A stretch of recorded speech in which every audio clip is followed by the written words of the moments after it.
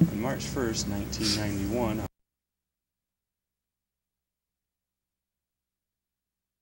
been a Doors fan for quite a long time, and you know a lot about them. What can you tell us about the Doors then and now?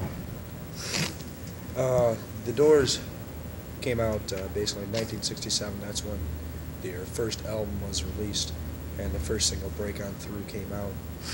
And contrary maybe to some belief, actually many people might know this, that the Doors pretty much hit with an impact immediately. As soon as they came out, the big thing was Jim Morrison. Jim Morrison, he started out in the Whiskey A Go-Go, which was a little bar in downtown Los Angeles, I believe. And from that on, the Doors soared. What does the movie tell us? What do they say about the Doors in the movie? Is it actual, or is it... The movie is really interesting because, well, first of all, kind of personal indulgence, Oliver Stone is a god. I think Oliver Stone's beautiful. And he does a wonderful job with this, as he did with, prior films, which I'm sure you're aware of. And Oliver Stone didn't take a step-by-step scene for each. He didn't go through a chronological life of Jim Morrison.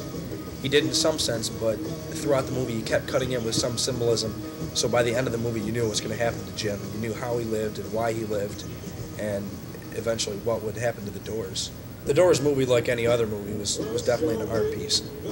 But this was a movie of truth, and which was kind of interestingly enough, early on in the film you learned that Jim's girlfriend, Pamela Corson, her whole essence for living was truth. So the movie was truth, and it was reality, and it was actually how Jim Morrison lived. A lot of people, I'm sure, believe that don't know the Doors and Morrison, and don't know the way they were, and don't know much about their history, might think the film is quite fictional, but in fact, it's quite the contrary. It's not fictional very much at all. Oliver Stone only added artful touches to it in beautiful shots of, there's a scene in the desert where we took a really great shot of the eclipse of the sun and the moon to add effect, and he just added some other touches that were really wonderful to the movie. But everything that happened in that movie supposedly happened to Jim Morrison. The Doors have been the same without the drugs and the alcohol. Would there have been a movie about them if they had played music more like maybe Boston, Mr. Mister? Right. I don't think so. I definitely don't think so. I think it's hard to say, but it is the truth that the drugs played a main part in their life, and alcohol played a main part in Jim Morrison's life. And what can you say to wrap up here about the Doors, about the movie, and about what the Doors are? Go see the movie. I'm not going to tell you to believe it.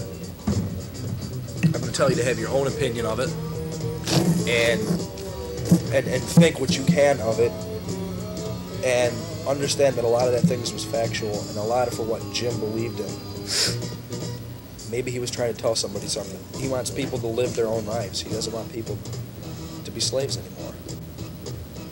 Go see the movie. It's a definite.